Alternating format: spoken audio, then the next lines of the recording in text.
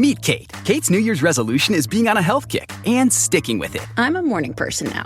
Gym sesh at 5 a.m. Wake up kids at 7 a.m. That routine includes shopping at Walmart this New Year to get her family's wellness needs plus groceries, all in one trip. Meal prepping done, meditation completed. Now she can stay on top of her family's health in one place, where she'll find over-the-counter meds as well as vitamins, shakes, supplements, and more. Should I journal tonight? No, I'm gonna binge watch a new show. You deserve it, Kate. Welcome to an easier pharmacy. Welcome to your Walmart.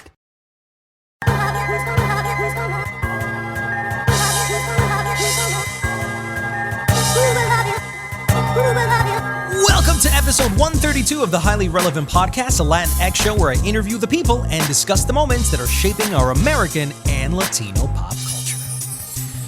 Well, had a whirlwind of a week. Maybe some of you know, maybe some of you don't, but around October, November is when award season starts. And if you're a film critic or you're in the movie business, it's about 4 or 5 months of just going to movies, receptions, events, talking to peers, colleagues, and it's essentially a campaign. And if you happen to be a voter like I am for the BFCA and the NYFCO and the LEJA, which is the Latino Entertainment Journalists Association, everybody's hitting you up to go to some sort of event so you can vote for them. But let's be honest.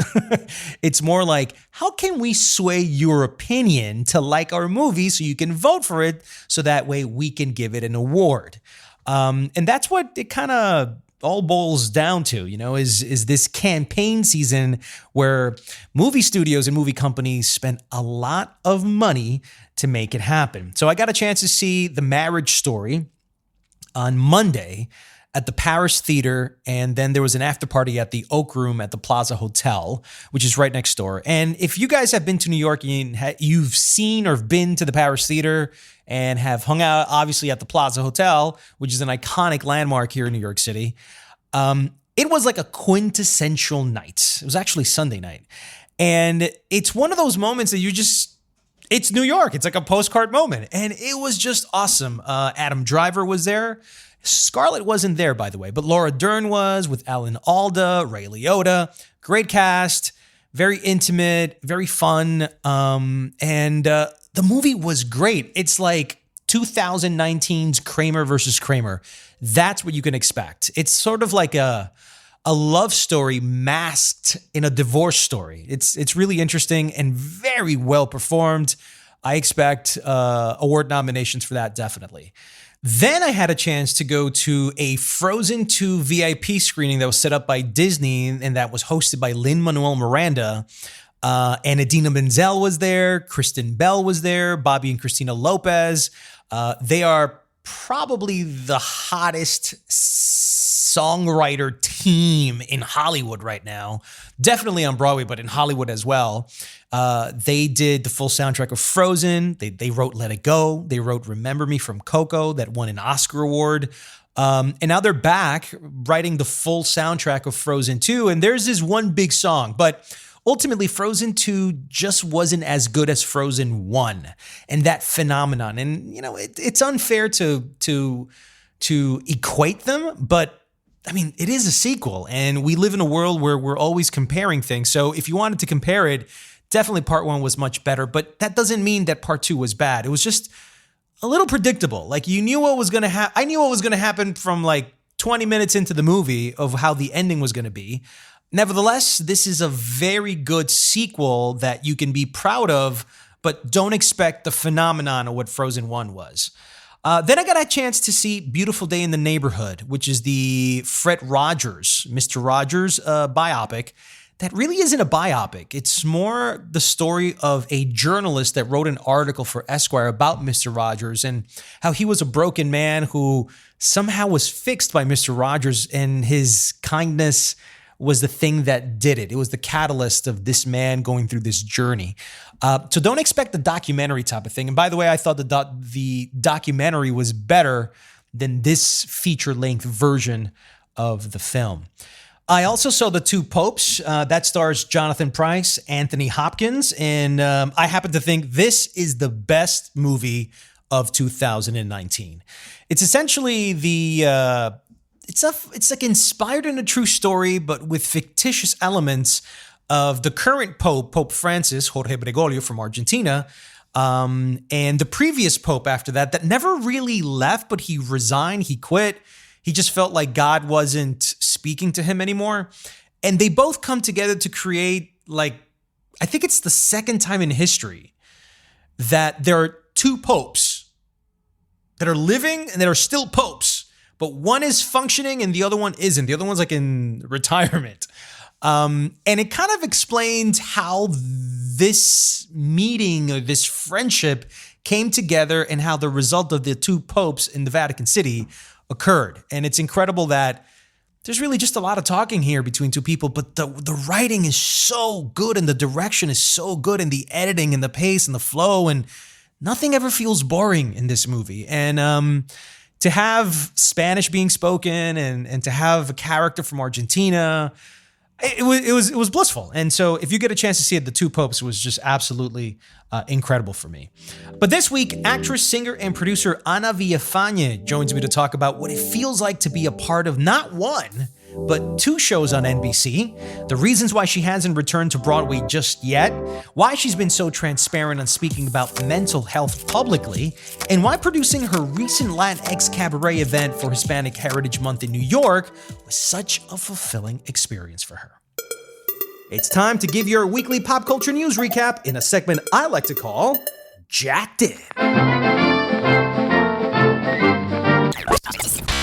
Let's begin with the top movie news of the week. Netflix just licensed the rights to produce a Beverly Hills Cop sequel with Eddie Murphy. Isaí Morales to receive Lifetime Achievement Award from International Puerto Rican Heritage Film Festival. Lin-Manuel Miranda hosted a Frozen 2 event in New York. And Spike Lee's next movie will be a 1980s hip-hop story called Prince of Cats. In TV news, a Friends reunion with the original cast in the works at HBO Max. Walking Dead actress Cristian Serratos will play Selena Quintanilla in Netflix's new TV series. Eva Longoria is producing a Latinx family comedy inspired by Mexican-American chef Aaron Sanchez at ABC, and Ricky Gervais is returning to host the Golden Globes on January 5th on NBC. Switching over to music, Spaniard singer Rosalía swept the Latin Grammys with 5 awards, including Album of the Year and Best Urban Song. Alicia Keys will return as the host of the Grammy Awards in 2020. Taylor Swift is at war with her former record label again. And a new study finds Americans are listening to music less and spoken word audio more.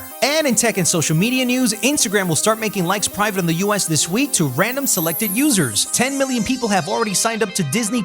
Apple is considering bundling digital subscriptions as soon as 2020, and the New York Times is launching a 5 to 10 minute spin-off of the Daily Podcast focusing on the impeachment. We need more money, Helen. My clinical trial's You coming mean up. our trial? Yes, you know what I mean.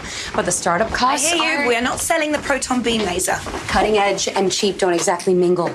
$40 million can go a long We're way. the only hospital in the tri-state area offering proton beam therapy. Where are all those patients going to get treatment? All 6 of them? Ana Villafañe, welcome to the Highly Relevant Podcast. Thank you so much. Thanks for having me. Hi. So first of all, congratulations on not one, but 2 recurring roles on NBC, Sunnyside and New Amsterdam. You know, most people wait a lifetime to just get one show on broadcast TV, and you're already living it with 2. Explain to me, how was that surreal? Like, I have so many actor friends who can't gig. They just can't get a gig. They just can't get a job. They go to pilot and pilot's never greenlit. And here you are with 2 shows. Do you feel like you're rubbing it in your actors' friends' faces once in a while? Oh, no, I mean, definitely not. Anybody who knows me knows I'm just excited to be like out here doing the thing, you know, and luckily, I mean, Sunnyside came first. I had done the pilot, and then when we found out we were picked up, I was already just floating and so excited to work with that team, with that cast, with all these comedian superstars who I've always looked up to. And then New Amsterdam kind of came out of nowhere, out of left field. I get this email that they were interested in having me read for this character who's kind of a shark and who's this assertive, like really, I guess, very sharp shooting oncologist named Dr. Valentina Castro. And I was like, well, will network even let me do that? So I guess I just became somehow they made it happen, and they made me available, and they made it work. And I guess, lo que es para ti, nadie te lo quita type Eso thing. es verdad.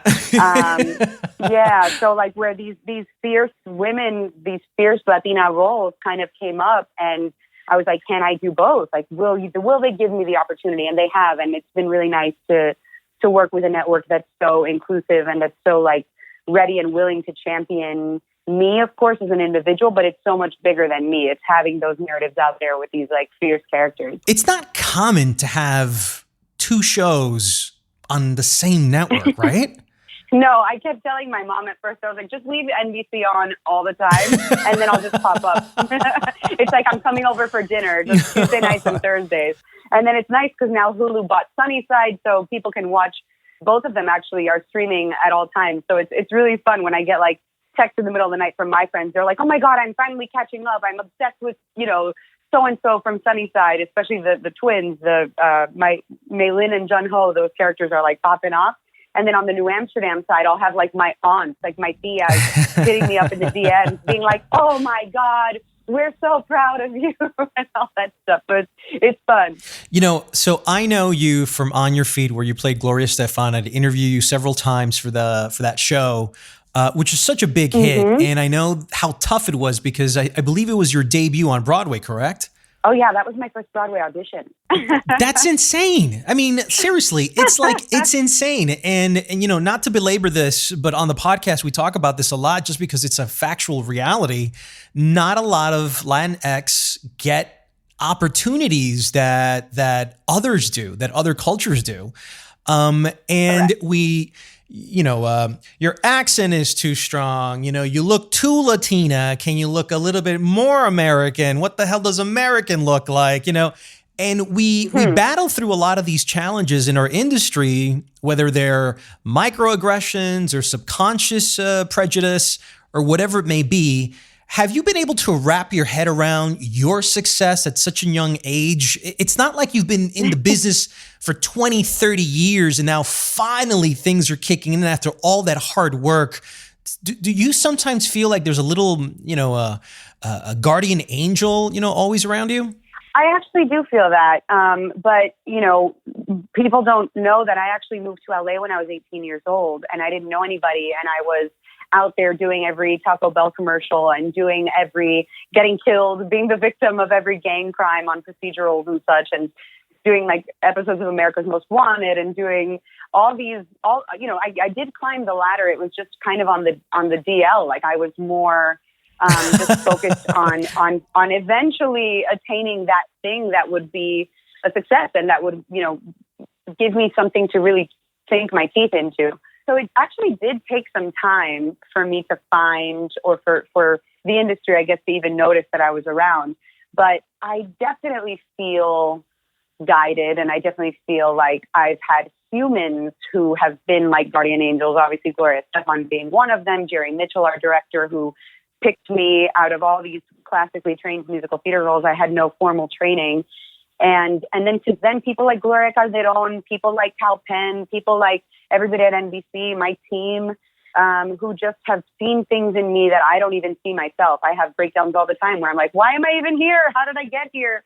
And but I just work hard, keep it humble and just do the work. Well, as you know, Ana, this business can be very punishing for a lot of actors, and mental health has historically been shaming for those who speak out loud about it. You have spoken about some of your issues on mental health on social media. What's been your experience, and have you found talking about it publicly helpful? Right. Well, I mean, a lot of stuff has happened. We don't have that much time, I think, but just being thrown into the public eye and being really young and trying to do something and make a difference and be the best version of myself while figuring out who I even am.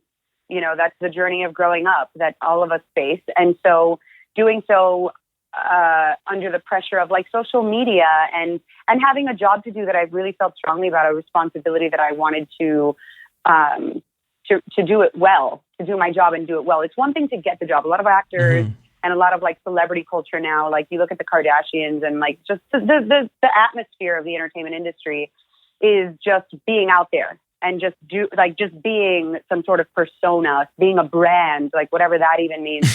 And so I've always kind of tried to really focus on realness. And that's something that I started saying a lot when I first moved to New York. And with, all these young kids looking up to us, it's up to us to not feed into that insecurity and to not hopefully create this new generation of just shells of humans. And so the realness and the struggles, and it's not always I woke up like this. Like it's sometimes you woke up and you look horrible. Yeah. So just kind of breaking down that barrier between what is on the outside and what is on the inside, which then I think makes people feel more at home, and then maybe it'll help with the art. So then they can see themselves really reflected, whether it's on stage or on screen, through these characters, and they don't seem so unattainable. Like I look at these people sometimes and I'm like, literally, what are you? It's like robots, and they look beautiful, but like that, a mannequin can wear a dress.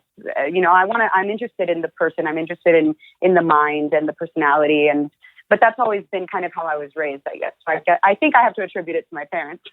Do you feel that sometimes we're punished for being real in this industry where everything seems to be a performance? I mean, look, it's entertainment for a reason. And so I definitely think that there's value to both sides for sure. And I get it. It's all, but it's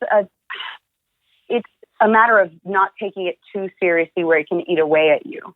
There's nothing wrong with like playing the game and owning a red carpet and like being fierce, but you can also be like a good person, and you can also be kind, and you can also, it's very competitive, but you can also champion other people and be a cheerleader for your peers. And like, I don't know, I think that there's a lot of power in that. We're knowing that there's room for all of us, and especially as, I guess, people of color and as any kind of marginalized group, whether it's based on your exterior or your preferences or orientations, like that is what's going to help us move forward, because it's a matter of all of us saying, hey, we're all going through this crazy thing called life. And yes, it's beautiful and it's magical and it's wonderful, but like there's also some real stuff going on. So I think the more people are open and honest about it, the more we can all just create art and just kind of live among each other without drama. So talking about Latinx, recently you produced a huge event. Yeah, we wanted to do it a little different, yes. So tell me a little bit about the concept. You were the one behind the scenes making this whole thing happen.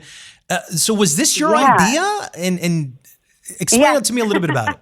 I think it was in the summer that I just had this random idea to do concerts celebrating Hispanic Heritage Month over the course of the month, and to open it up to the entire community, so that, because I mean, listen, I love Latin music, and I think that it's a pretty universal truth that like when a salsa song starts or merengue or whatever, once you hear everybody those rhythms, gets like, up to dance. It's inexplicably, everybody loves it. And so I just felt that it would be beautiful and important for the entire Broadway community to celebrate Latin culture through Latin music in a more elevated setting than the usual, and making it a little bit more accessible to people who don't really necessarily go to 54 Below, people who don't know don't know the ins and outs of Broadway necessarily, but would want to come see a cool concert with like great singers and actors performing their all-time favorites from that you would normally hear at like a wedding.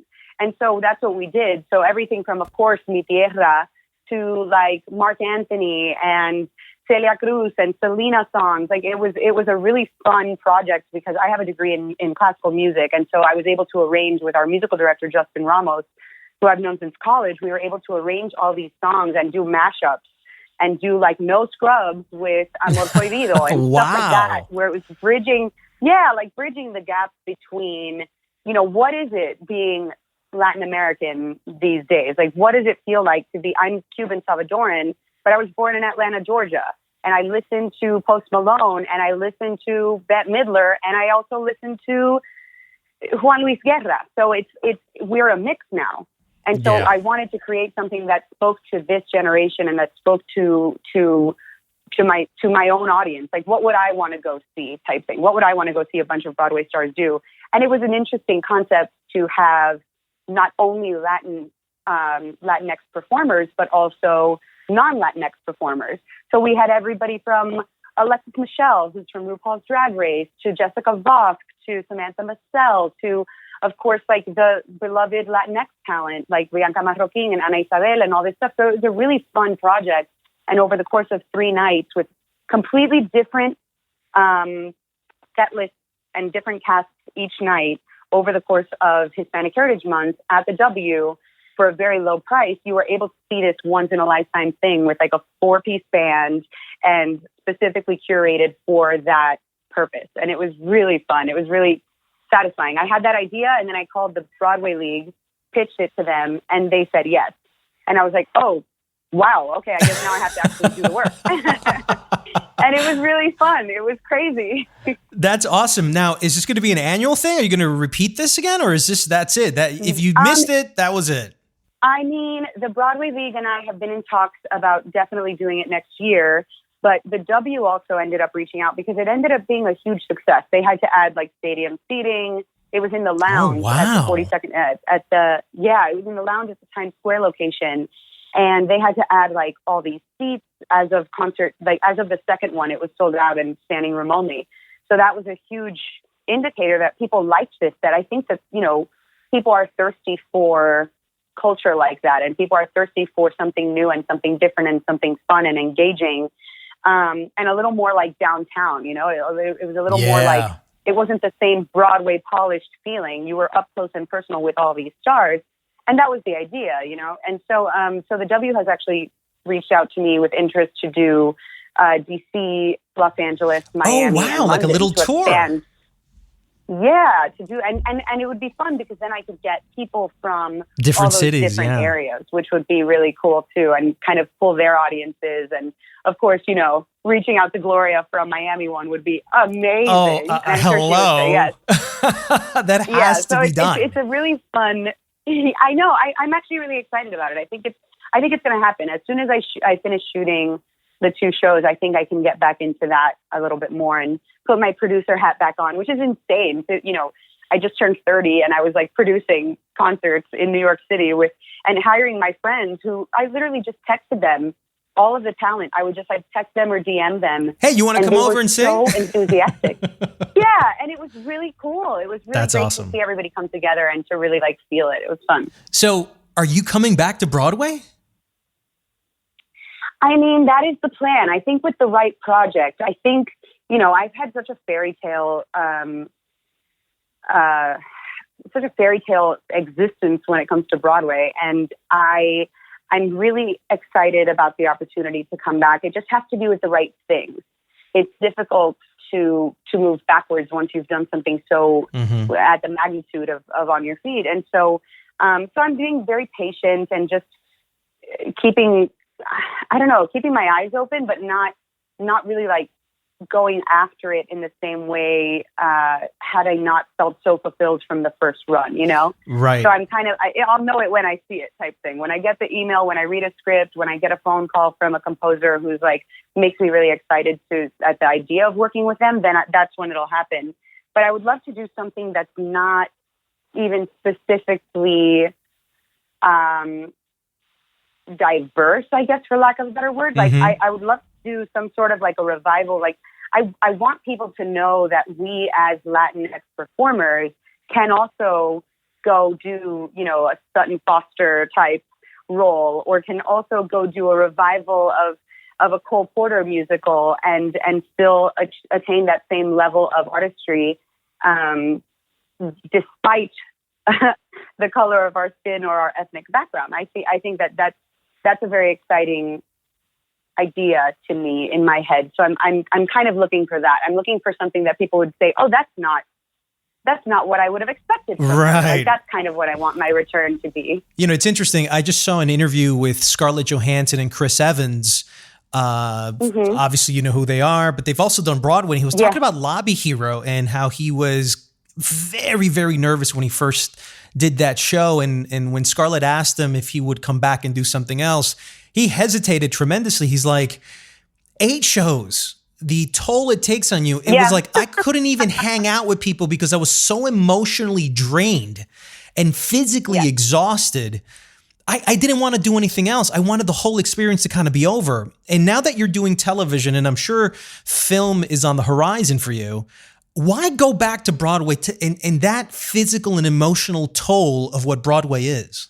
I mean, listen, I understand what he's saying, and it does take a toll. And that's actually going back to one of your questions earlier about things that I've been through or whatever. And in terms of the mental health, people don't talk about what a high it is to do 8 shows a week and then to not do 8 shows a week. It's a very big difference that your life goes through. But I mean, why go back to Broadway? I love it. That was always musical theater and singing were actually always my first loves. Like when I did a play last year off Broadway, I did Collective Rage, and I kept wanting to break into song I was like, wait, where's the number? Where's the production number? I'm very confused. But it was still incredible. There's something very special about being on stage because there's a direct communion with the audience. There's a direct communication. That energy. There's immediate response. There's applause. There's, you're on stage. It's different. If a cell phone goes off, like you can never really replicate what happens in each show. I did it On Your Feet, 900 times. And like, there was not one that was a mirror image of the other. There's always spontaneity. There's always some sort of variable, whether it's the weather that day or whether it's a cast member being out and you having to adjust and play with somebody else if there's an understudy on. There are so many elements that make it so spontaneous and interesting and alive. It's live theater, and so you can't compare. And there are days when I'm on set that I'm, after doing a scene and feeling really good about it, and the directors are just like, all right, we're moving on, which means you did good. We got it. Mm-hmm. But I'm here like, excuse me, where's the applause? Right. You're still hearing the echoes like, of the applause. I did it well. Exactly. I'm like, I'm used to 1,600 people on their feet. Like, I'm very confused. That is so funny. But no, it's just different. Mm-hmm.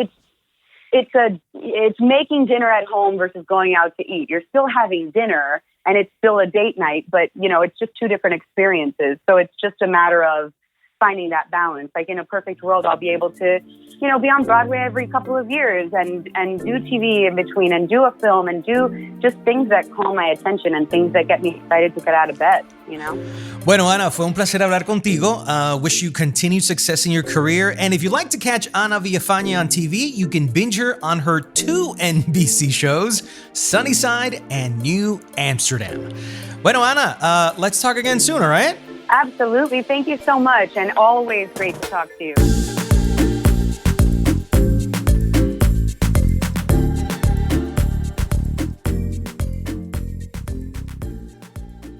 And before I head on out, new Colombian singer Santiago Munera stops by the podcast to talk about his first career single, Pégate. Hey, I'm Santiago Munera, and I'm from Medellín, Colombia, raised in Miami. Y como pienso en ti, solo sé que yo soy el que te va a cuidar. Y no puedo fingir, te juro por Dios, nada malo te va a pasar. My new single is Pégate. This was inspiration of R&B and reggaeton music. I was in the studio, I grabbed my guitar and I started doing R&B chords, but I had to put in some urban percussion to make people want to dance, and this is a song made off vibes. I hope you guys enjoy it.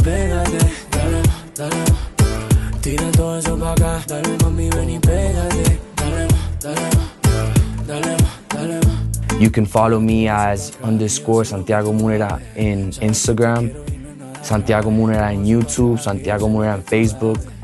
I'll see you guys there.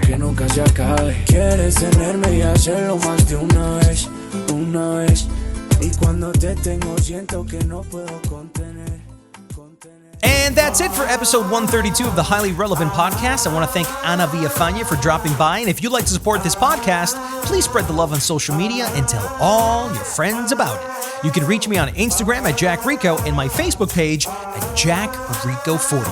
Remember, it's only through your support that our show can grow.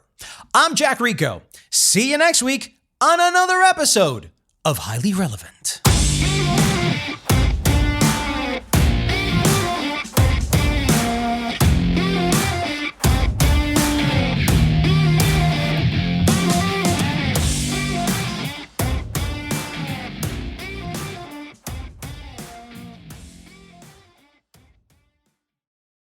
Meet Kate. Kate's New Year's resolution is being on a health kick and sticking with it. I'm a morning person now. Gym sesh at 5 a.m. Wake up kids at 7 a.m. That routine includes shopping at Walmart this New Year to get her family's wellness needs plus groceries, all in one trip. Meal prepping done, meditation completed. Now she can stay on top of her family's health in one place, where she'll find over-the-counter meds as well as vitamins, shakes, supplements, and more. Should I journal tonight? No, I'm gonna binge watch a new show. You deserve it, Kate. Welcome to an easier pharmacy. Welcome to your Walmart.